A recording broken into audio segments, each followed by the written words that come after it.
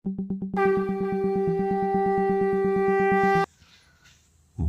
पुरुषोत्तम। आलोचना प्रसंग भाग 3 से 10 जनवरी सन 1942 की श्री ठाकुर जी से वार्तालाप। खेपुदा चक्रवर्ती, बंकिमदा राय, केष्टोदा भट्टाचार्य प्रातः निभृत निवास में ठाकुर के निकट आ जुटे हैं। श्री ठाकुर दक्षिणास से हो बैठे हैं। सामने खुला मैदान है, उसी ओर देख रहे हैं। बीच बीच में कुश्तिया मोहिनी मिल की ओर देख रहे हैं और देखते देखते कह रहे हैं, बचपन से ही मेरी संधानी दृष्टि रही है। जब तक किसी चीज को अच्छी तरह देखता या समझता नहीं हूँ तब तक तृप्ति नहीं मिलती है। बचपन में जब मैं किसी बगान में कई तरह के पेड़ पौधे देखता था तो दिल में बराबर यही प्रश्न उठा करता था कि एक तरह की मिट्टी में कितनी तरह के पेड़ पौधे उगते हैं, आखिर यह कैसे संभव होता है। सोचता रहता था पर उसकी कोई मीमांसा नहीं हो पाती थी। अंत में एक दिन बागान में जाकर छोटे छोटे पेड़ पौधों को उखाड़ उखाड़ कर देखने लगा। बाद में समझा कि मिट्टी तो एक ही है पर बीज अलग अलग है, इसलिए एक मिट्टी होने पर भी विभिन्न तरह के गाछ होते हैं और फल भी विभिन्न तरह के होते हैं। जिस बीज से बीजे होते हैं उसी बीज की तरह गाछ होते हैं। यद्यपि मिट्टी की प्रकृति के अनुसार पेड़ पौधों के स्पेसिस का उत्कर्ष अपकर्ष हो सकता है। मानव गण भी इसी तरह की होती हैं। एक ही परिवेश में बहुत से लोग पैदा लेते हैं और वास करते देखे जाते हैं, पर बीज के अनुसार ही आकृति प्रकृति में भेद होता है और वे जिस बीज के वाहक होते हैं वह बीज भी जिस बीज से उद्गत हुआ है उसके ही अनुरूप है। पुरुष परंपरा में इस प्रकार चलता रहता है, इसलिए वर्ण धारा और वंश धारा को माने बगैर उपाय नहीं है। कृष्टि की मूल बात है वैचित्र और वैशिष्ट की स्वीकृति, उद्वर्धन और सामंजस्य विधान। पुरुषोत्तम ही सब वैचित्र हैं, सब वैशिष्ट के सार्थक संगम तीर्थ हैं। उस केंद्र पुरुष को छोड़कर जहाँ एकता लाने की चेष्टा है वहाँ यह देखोगे कि मनुष्य वैशिष्ट को तोड़ मोड़ कर एकाकार करने की चेष्टा कर रहा है। अन्यथा वैशिष्ट संरक्षण के नाम पर पारस्परिक विभेद और विच्छेद को बढ़ाकर हिंसा द्वंद्व में लिप्त हो रहा है। मैं तो एक मूर्ख व्यक्ति हूँ, किताबें नहीं पढ़ी हैं, किंतु प्रकृति को अस्वीकार करके जोर जबरदस्ती गला या कलम के बल पर आंदोलन करने से अंत में लोगों की रक्षा होगी या नहीं मैं समझ नहीं पा रहा हूँ। हाँ केष्टोदा, आपका विज्ञान क्या कहता है? जिस चीज का जो कैरेक्टर चरित्र है, जो प्रॉपर्टी गुण है, वह उसी प्रकार बिहेव करेगी या दूसरी तरह? केष्टोदा बोले, आप जो कह रहे हैं वह तो स्वतः सिद्ध है, दूसरा कोई प्रमाण की जरूरत नहीं। इस विषय में संदेह की गुंजाइश कहाँ है? श्री ठाकुर अधीर आग्रह से बोले, आप सच सच बताएं, मुझे खुश करने के लिए हाँ में हाँ न मिलाएं। मैं सोचता हूँ कि मेरे जैसा एक मूर्ख व्यक्ति यह बात समझता है तो बड़े बड़े नामी गिरामी लोग क्यों नहीं समझते। यह मेरी भूल समझ है या उन लोगों की? आपकी बातों में क्यों भूल रहेगी? जो वास्तव में ज्ञानी हैं, जो वैज्ञानिक हैं, वे तो ऐसी बातें ही करते हैं। नोबल लॉरेट अलेक्सिस कैरल ने कहा है, गणतांत्रिक मतवाद हमारे शरीर और चेतना के गठन के संबंध में चिंता नहीं करता है।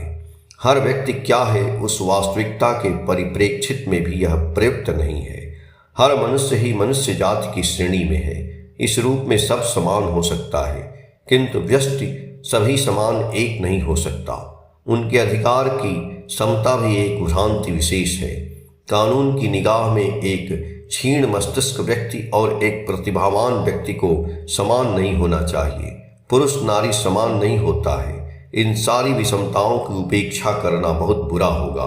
गणतांत्रिक नीति सर्वतोकृष्ट व्यक्ति समूह में उद्भव में बाधा सृष्टि कर सभ्यता के ध्वंस का कारण बन जाती है। मैन द अननोन पुस्तक में उन्होंने कहा है, मंडल द्वारा आविष्कृत नियम एवं अन्यान्य नियमों के अनुसार पुरुष परंपरा से जो प्रवणताएं संक्रामित होती हैं वे सब हर मनुष्य के विवर्धन के पथ पर विशिष्ट रूप देती हैं। इन प्रवणताओं के विकास के लिए परिवेश के सहयोग की आवश्यकता पड़ती है। वस्तुतः विकास की अनुकूल अवस्थाएं उतनी ही कामयाब हो सकती हैं जितनी संभाव्यता वंशानुक्रमिक दैहिक उपादान और चेतना में अनुस्यूत है। मनीषी गैल्टन ने कहा है कि माँ बाप बीज कोष के जन्म देने वाले नहीं होते हैं, वर्ण केवल न्यास रक्षक होते हैं। और यह भी कहा जा सकता है कि प्रत्येक जात मानो अविनश्वर बीज कोष की माला पर अवलंबित एक एक नश्वर की हार है। एल्डस हक्सले ने कहा है, हमें आरंभ से ही बिना किसी हिचकिचाहट के खुलकर इस सत्य को मान लेना चाहिए कि मनुष्य जाति विभिन्न श्रेणियों में विभक्त है। महाबुद्धिमान डाउनिंग ने लिखा है, गाल्टन ने विशिष्ट अंग्रेज जजों के परिवारों के विषय में अध्ययन कर यह देखा है कि साधारण अंग्रेज के लड़के की अपेक्षा एक अंग्रेज जज के लड़के में बड़ा व्यक्ति बनने की संभावना कम से कम 500 गुना अधिक रहती है। गाल्टन और सुस्टर दोनों ने ही अध्ययन कर अनेक ख्याति प्राप्त परिवारों के विषय में अध्ययन कर इन बातों को खुलकर कहा है। इससे यह स्पष्ट होता है कि वंश परंपरा में योग्यता परिवारों में प्रवाहित होती है। विख्यात सोशियोलॉजिस्ट प्रोफेसर गेडिंग ने कहा है, कर्म, क्षमता, योग्यता या उपयोगिता में मनुष्य समान है। ये सारी बातें अवैक्तिक एवं मानव समाज की विभिन्न श्रेणियों को एक श्रेणीहीन मानव जाति में परिणत करने की चेष्टा व्यर्थ होकर ही रहेगी, क्योंकि तथाकथित साम्य तुच्छ कल्पना मात्र है।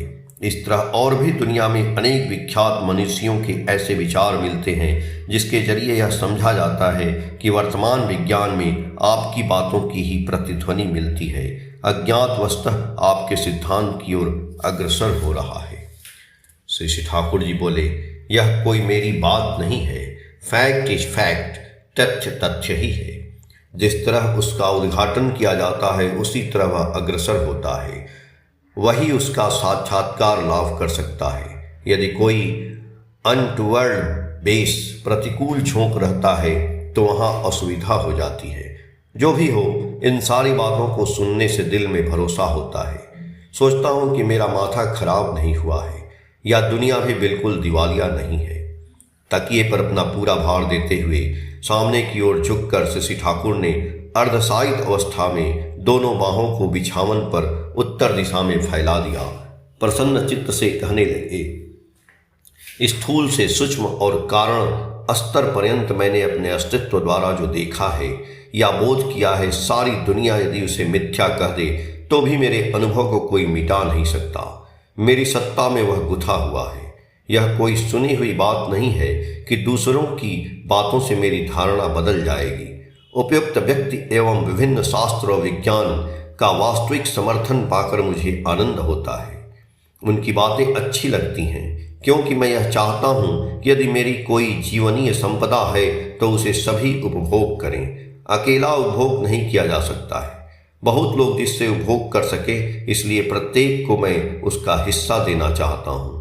विशिष्ट व्यक्तियों से आर्य कृष्ण की मूल नीतियों के विषय में समर्थन सूचक सिद्धांत एवं उक्ति पाने पर बहुतों को उस विषय में आस्था तथा आग्रह होगा। इसलिए मैं आप लोगों को उतना पढ़ने कहता हूँ और ढूंढने भी कहता हूँ। पढ़ने वाले लोगों में आपको छोड़कर और दूसरे को नहीं देखता हूँ। सुशील दा और शरद दा को पढ़ने का अभ्यास है, पर इन लोगों ने साइंस विज्ञान नहीं पढ़ा है। इसके कारण बहुत कुछ डिफिशियंसी कमी रह गई है। साइंस विज्ञान पढ़ते पढ़ते मनुष्य की ज्ञान चर्चा, चिंता, आचरण और वार्तालाप में एक साइंटिफिक आउटलुक, वैज्ञानिक दृष्टिभंगिमा व्यक्त होती है। किसी चीज को सुनने या पढ़ने पर उसकी असली चीज को पकड़ सकता है। इसके द्वारा एक्यूरेसी ऑफ नॉलेज, ज्ञान की विशुद्धता होता है। उसमें कोई अंट संट बातों की मिलावट नहीं रहती है। बंकिंग को सभी विषयों में इंटरेस्ट, अनुराग है, किंतु विभिन्न विषयों के संबंध में वह बोलता है तो उसमें उसकी थोड़ी धारणा अनुरंजित रहती है। साइंटिफिक आउटलुक, वैज्ञानिक दृष्टिभंगिमा रहने पर ऐसी धारणा अनुरंजना को छोड़कर चल सकती है। धर्म के मामले में भी यही बात लागू होती है। जो युक्ति, विचार और प्रमाण सहित नहीं है उसे आप किसी तरह भी स्वीकार नहीं करते थे। किंतु मानने लायक बातों को स्वीकार करने के लिए दिल छटपट करता था। इसमें आपको खूब सुविधा हुई है। धर्म, आध्यात्मिकता, ईश्वर, आत्मदर्शन, ब्रह्म ज्ञान, सात्विकता, साधुता, पुण्य कर्म, परकाल, ज्ञान योग, भक्ति योग, राजयोग, कर्म योग, प्राणायाम, समाधि इत्यादि के संबंध में कतिपय मन गढ़ंत धारणा को लेकर जो गुरु के पास पहुँचते हैं एवं उस धारणा के माप यंत्र से गुरु को मापते हैं, वे बहुधा वंचित होते हैं। जैसे कोई व्यक्ति साधन तत्व जानने के लोभ से मेरे पास आता है और मैं उसे गाय के लिए घास काटने कहता हूँ। गुरु की आज्ञा का पालन करने से पुण्य होता है, इस लोभ से वह घास काटने जाता है। घास काट कर लौटने में उसे देर हो जाती है और इधर भूख के मारे उसके पेट में चूहा कूदने लगता है और वह भूख की ज्वाला शांत करने बेवक्त आनंद बाजार में पहुंचता है। वहां का रसोइया मुंह बनाकर नेति वाचक बातें कह देता है। जो ही उसकी वैसी बातें सुनता है, उसके अहंकार, अभिमान, संदेह, अविश्वास सभी उसे जकड़ लेते हैं। उसी दिन रात में वह यहाँ से टिकट कटा लेता है। उसके बाद से फिर से उसका चेहरा जीवन में यहाँ नहीं दिखाई पड़ता है। बाहर में जाकर वह कहता फिरेगा, भाई सत्संग की बातें करते हैं, अरे वहाँ धर्म का ध अक्षर भी नहीं है, केवल वहाँ है प्रबल विषय बुद्धि। मैं ठाकुर के यहाँ साधन तत्व समझने गया, पर उन्होंने मुझे घास काटने कहा। इस तरह वहाँ क्या नहीं होता है, उसका क्या कोई ठिकाना है। त्रुटि रहित और नियमित रूप से निष्ठा सहित घास काटने तथा अपने अहंकार, अभिमान को नियंत्रित करने के जरिए परिवेश के साथ शुभ संगति बनाए रखने में उसका कितना वास्तविक साधन होता, उसे समझने के लिए क्या कोई दूसरा रास्ता है।